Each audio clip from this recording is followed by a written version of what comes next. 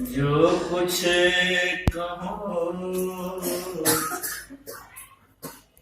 सुनरी कृपा मोते कसदैव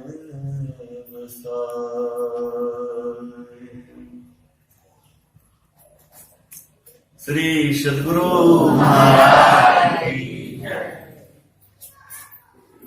भूली जैसन धन जाको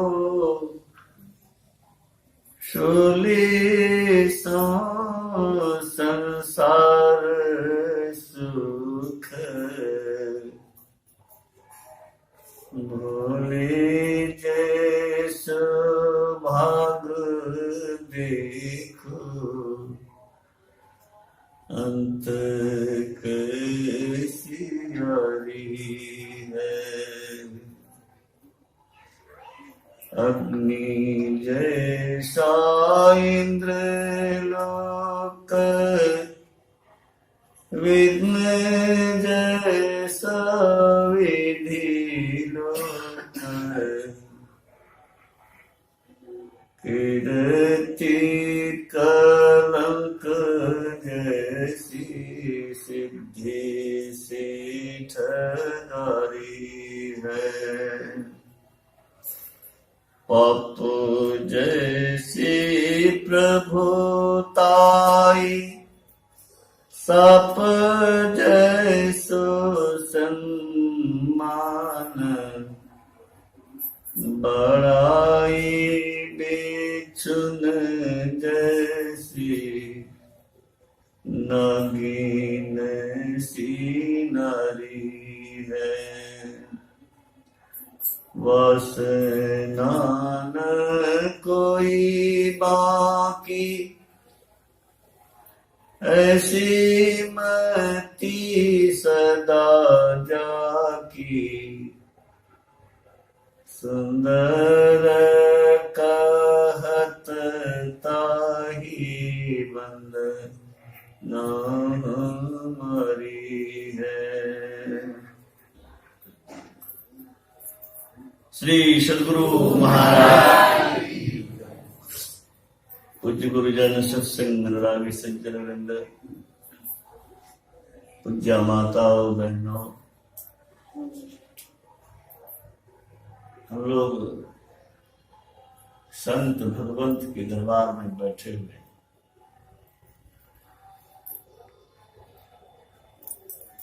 भगवंत के परमात्मा के व्यक्त रूप संत के दरबार में बैठे।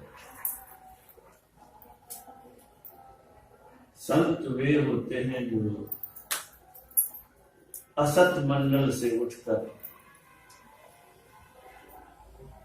सत मंडल को भी पार करके आत्म स्वरूप में स्थित होते हैं। प्रकृति दो, अपरा और परा। अपरा प्रकृति बदलती रहती है प्रत्येक क्षण। शरीर देखने में लगता है कि आपका शरीर 1 घंटा जो पहले था 1 घंटा बाद में बदल गया, तो आंख तो कहेगी कि नहीं बदला, लेकिन बदल गया।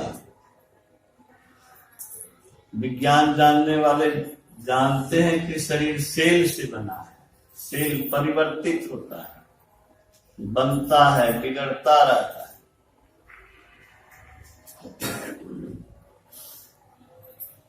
विश्व धर्म सम्मेलन में विश्व मंच पर विश्व के विद्वानों के बीच वेदांत केसरी स्वामी विवेकानंद ने बताया, नदी में देखो 10 मिनट पहले जो रूप था वही देखने में आता है, लेकिन जल का अणु आगे कहां से कहां निकल गया।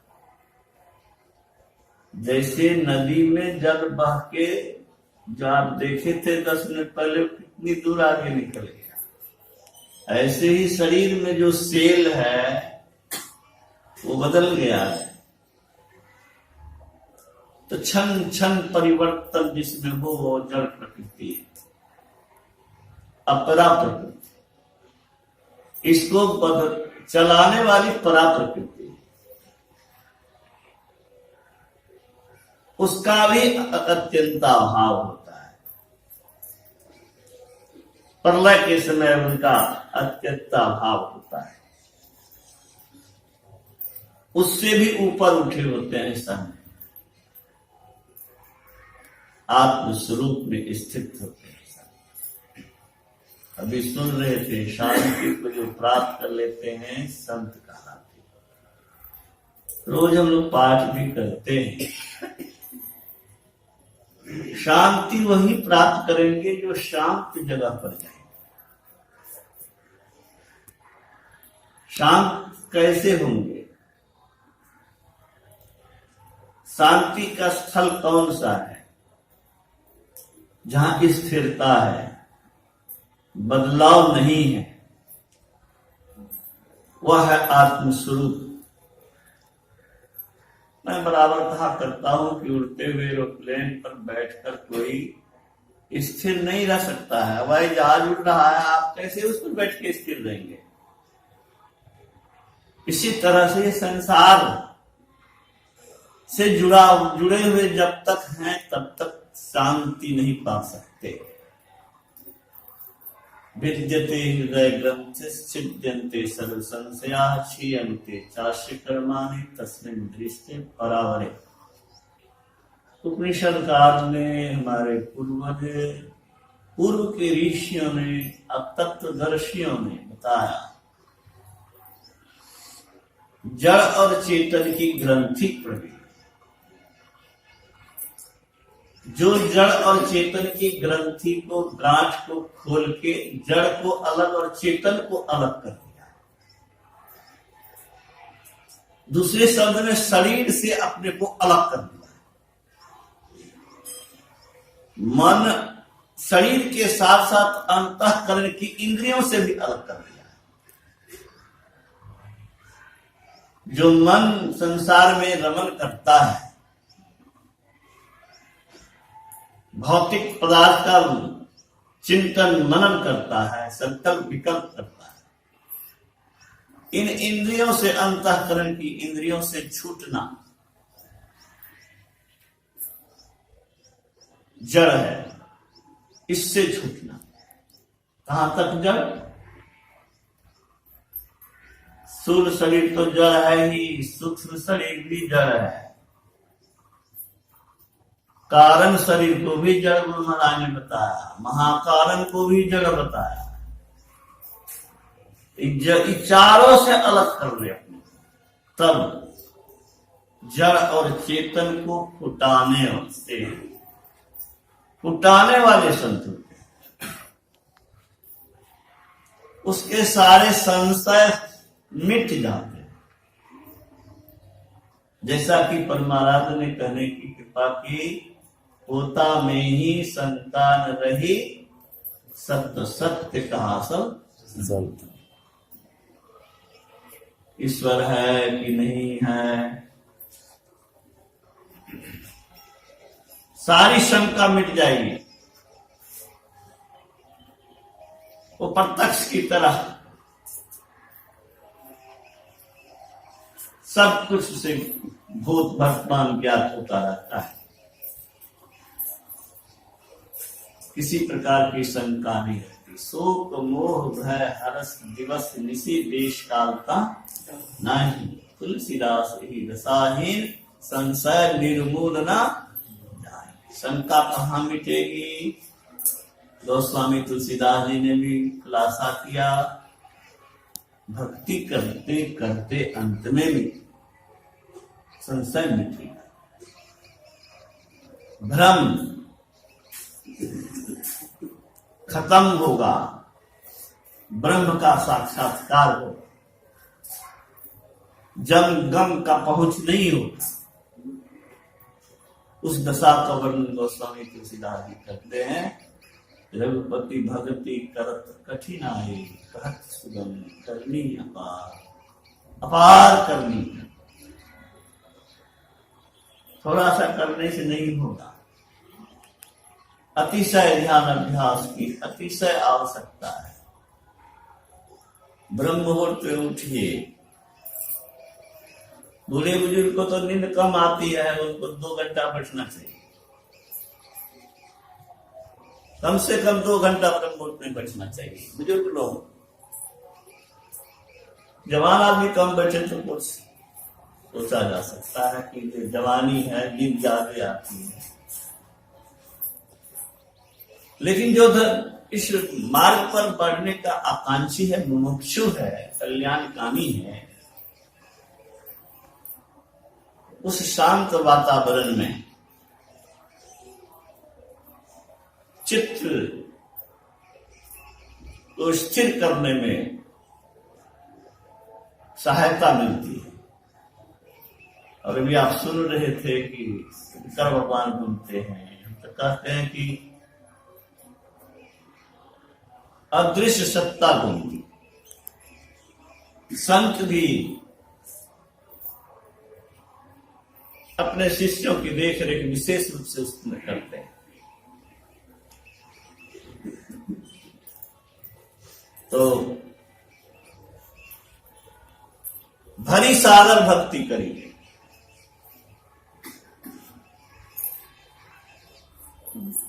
संत नानक ने कहा, सागर का और छोड़ नहीं, इतनी भक्ति। एक लोटा पानी से काम नहीं चलेगा।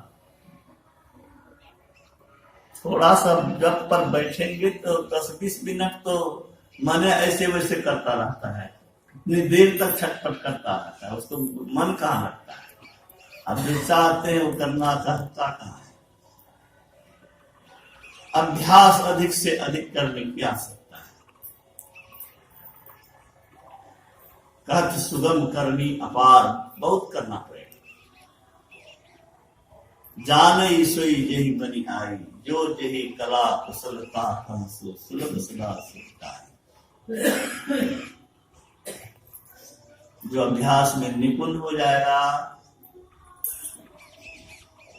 उसके लिए यह सुलभ हो जाएगा। जो चित्त, जो मन हमेशा भागता रहता है, वह स्थिर जब होगा, निश्चलता आने लगेगी तो आनंद आने लगेगा। तो स्वामी तुलसीदास जी महाराज कहते हैं,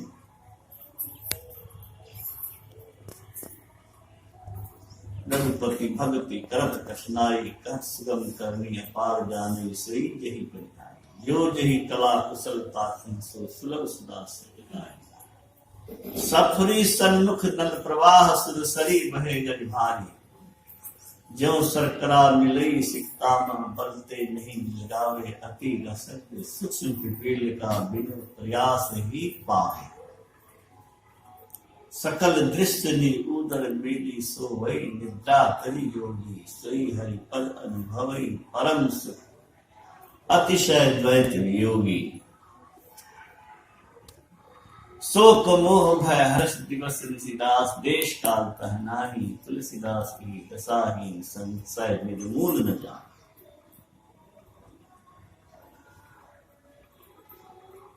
अपने को सूक्ष्म बनाओ। नदी की तीव्र धारा में हाथी बह जाता है, लेकिन सफरी छोटी मछली भाठा से सिरा के ओर जाती है। चेतन से जड़ के ओर, ब्रह्मांड से पिंड की ओर, ऊपर से नीचे की ओर धार चलती है। वह तीव्र धार है, उसमें ऊपर की ओर वही जा सकता है। भाठा सिरा, सिरा हो गया परमात्मा, भाठा से सिरा, नीचे से ऊपर की ओर जाने के लिए अपने को बहुत सूक्ष्म बनाना पड़ेगा। बिखरी हुई चेतन वृत्ति, फैली हुई चेतन वृत्ति सिमट करके गुरु महाराज कहते हैं जैसे माई दाई लोग सुई में धागा पिरोती है तो सुई के छिद्र पर अपनी दृष्टि को केंद्रित करती है, अगल बगल आंख को नहीं जाने देती। उसी तरह से अपने सूरत को, दृष्टि को सिमट करके आज्ञा चक्र में प्रवेश की कोशिश होनी चाहिए। सूक्ष्म बनाने की बात है, बारीक है वह रास्ता जिस रास्ते पर चल करके हम असत से निकलेंगे, सत की ओर जाएंगे, पिंड से निकलेंगे, ब्रह्मांड की ओर जाएंगे। तिल द्वार उसका नाम, बहुत बारीक रास्ता, इसलिए सूक्ष्म बनना पड़ेगा। एक संत से एक जिज्ञासु ने जिज्ञासा किया कि क्या आप मुझे ईश्वर को दिखा सकते हैं? कहाँ दिखा सकता? कहा दिखाने की कृपा की जाए। भवन था, छिद्र था, दीवार लगी थी, संत तो घुस गए, कहा आओ यहां भगवान खड़े हैं, मैं दर्शन कराता हूं।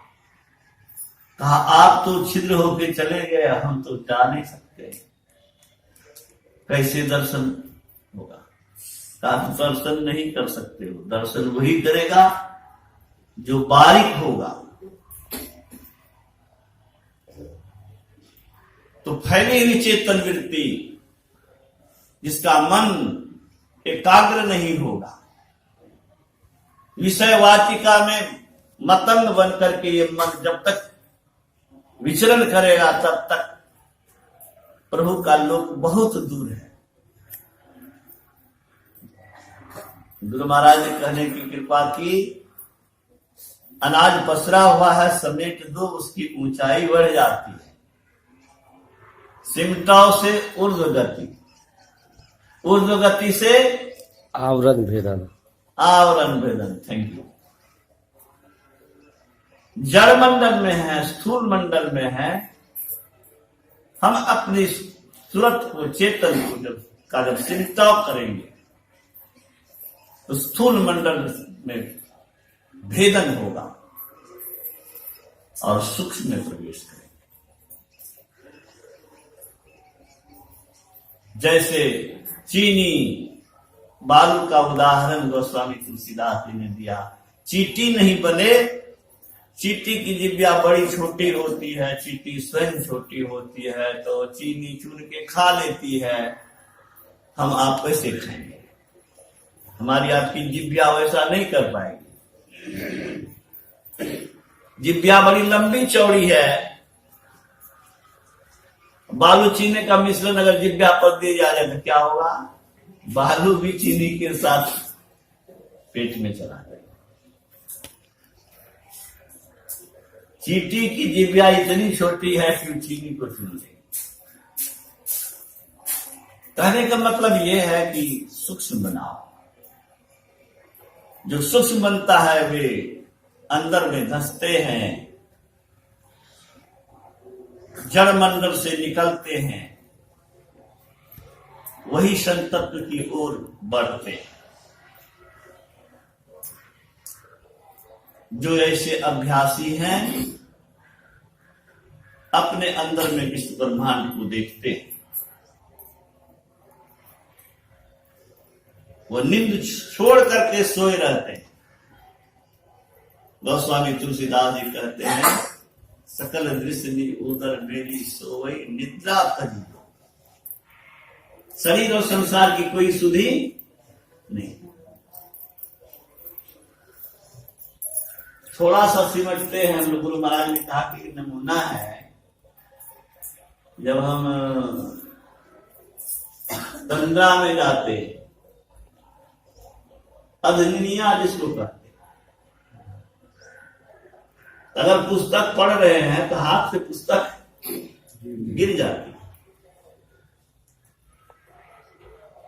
शरीर के विभिन्न इंद्रियों से चेतन का सिमटाव होता है। महाराज कहते हैं बड़ा चैन मालूम होता है।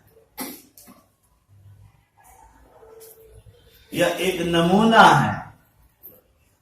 इंद्रिय द्वार से जब चेतन सिमटता है तो चैन मालूम होता है, आनंद मालूम होता है। यह एक नमूना है। गड़बड़ी एक ही है। क्या गड़बड़ी है? हम अचेत हो जाते हैं, कोई ज्ञान नहीं लगता। गुरु महाराज कहते हैं अवस्था ऐसी भी है कि सचेतता रहती है और शरीर इंद्रियों से बेखबर भी होता है। वह कैसी अवस्था होगी, कितनी अच्छी अवस्था होगी, वह उच्चतर दशा है। तो संत इस अवस्था से भी ऊपर उठ जाते हैं।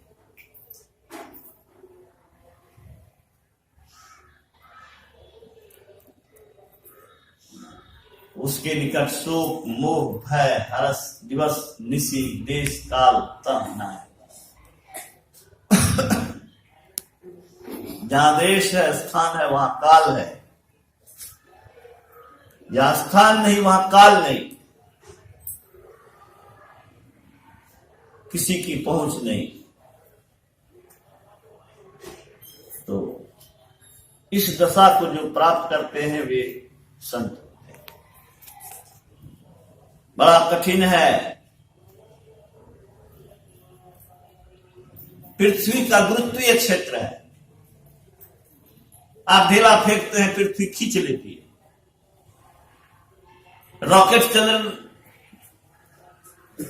वायुमंडल सॉरी पृथ्वी के गुरुत्वीय क्षेत्र से बाहर निकल करके सौर जगत में दूसरे ग्रह उपग्रह का पता लगाते हैं। तो उसके लिए बड़ी ऊर्जा की आवश्यकता होती है। ये 11 किलोमीटर विज्ञान ने निकाला है। मिनिमम कम से कम 11 किलोमीटर एक सेकेंड में। सेकेंड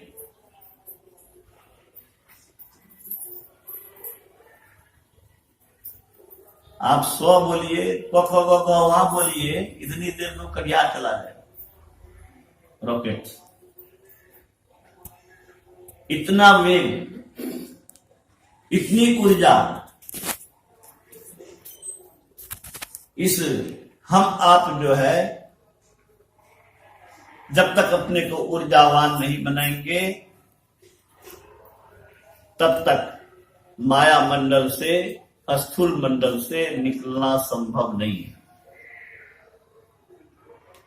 पृथ्वी के पदार्थ को हम पकड़े रहे और हम कहें कि हम पृथ्वी के गुरुत्वीय क्षेत्र से बाहर निकल जाए, संभव नहीं है।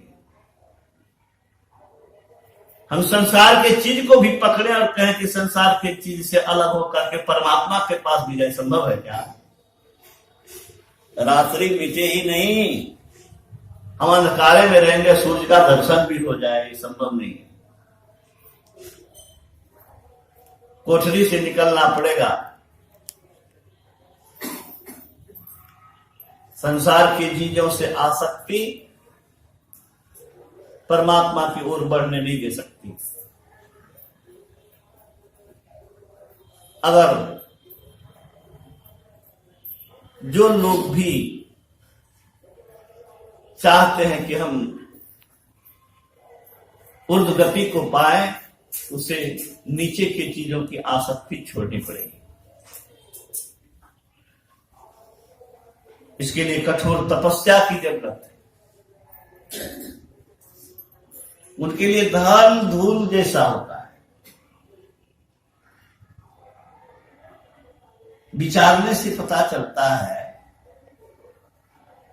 कि शरीर स्वस्थ रह जाए, खाना पीना मिल जाए, शीत उष्ण का बचाव हो जाए, तो इससे ज्यादा जरूरत लाल बाबू कुछ है क्या?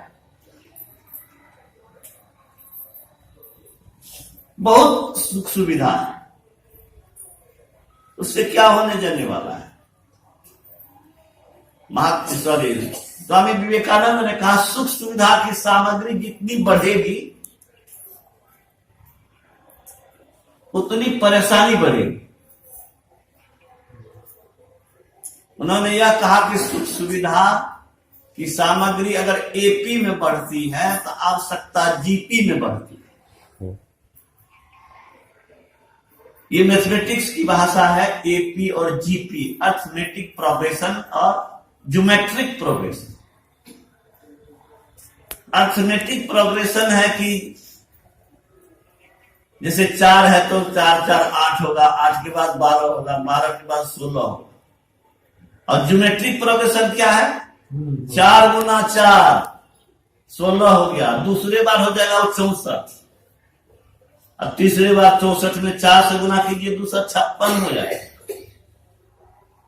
तो आवश्यकता तो आपकी 4, अगर सुख सुविधा बढ़ी आपकी 4, 4 से भी 8, तो उधर आवश्यकता बढ़ जाएगी 4 से 16। ये 8 से 12 हुआ, अभी 3 गुने हुआ है, और 4 चौके 16 चौके 64, आवश्यकता हो जाएगी आपको 64 की।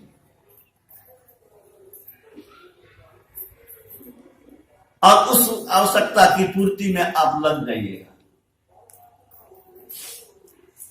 और चैन नहीं लेने देगा आपको ये मन।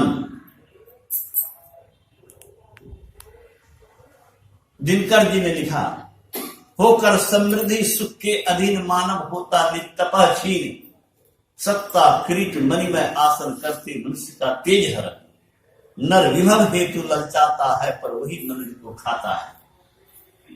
चांदनी पुष्प छाया में पल नर भले बने सुमधुर कोमल, पर अमृत क्लेश का पिए बिना आतप बंधन में जिए बिना पुरुष नहीं कहा सकता, विघ्नों को नहीं हिला सकता।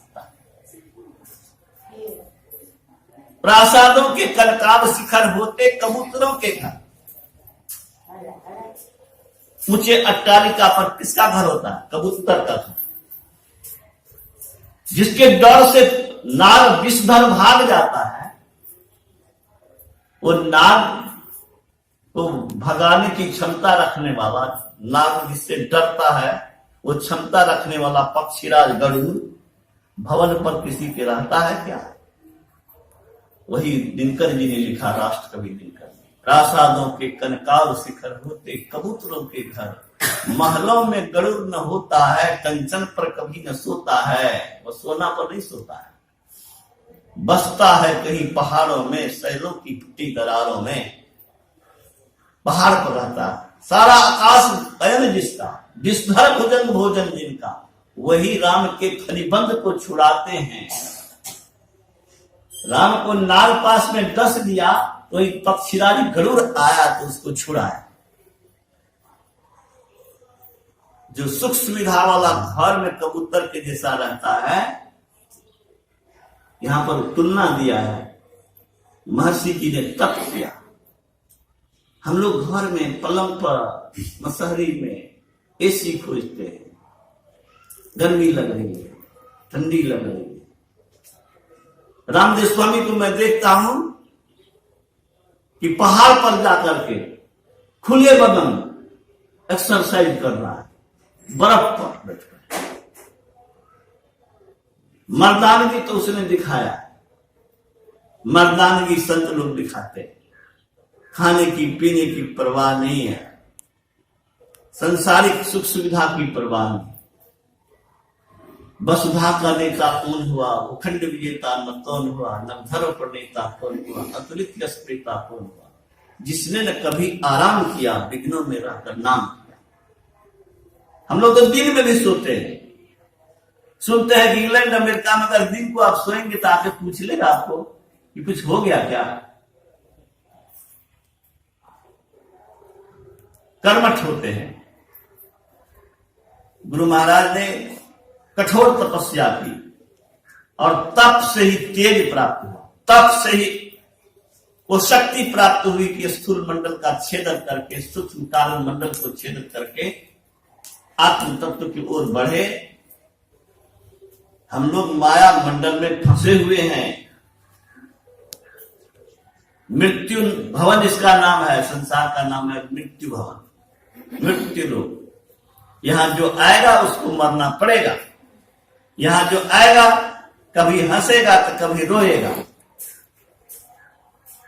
अभी मुस्कुराओ फिर रो, छिपना नहीं है। हम रोने की स्थिति चाहते हैं,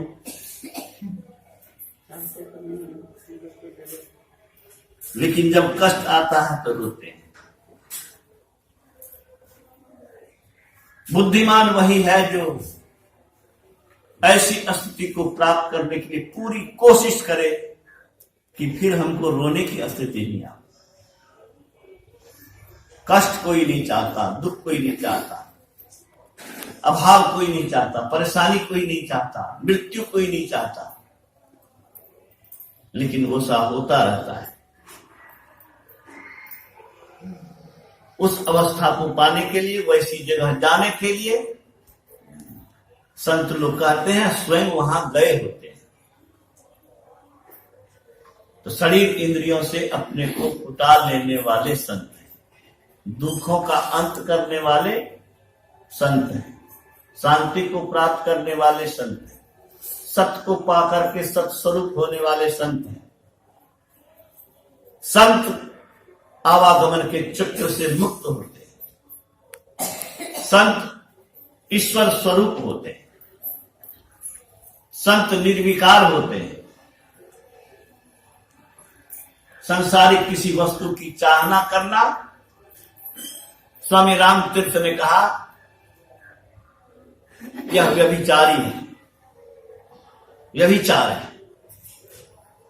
व्यभिचार से भी नीच है संसार की आसक्ति। कोई मर्द जैसे किसी दूसरी पत्नी की औरत के साथ सहवास करने की कोशिश करता है, वह व्यभिचारी कहलाता है हमारे समाज में। स्वामी रामतीर्थ ने कहा कि आसक्ति व्यभिचार से भी नीच है। क्यों कहा? भक्त के लिए भगवान उसका प्रियतम है, भक्त के लिए भगवान ही उसका पति है। मीरा का पति भगवान कृष्ण, हम लोग का पति भी परमात्मा, उसी का दूसरा रूप गुरु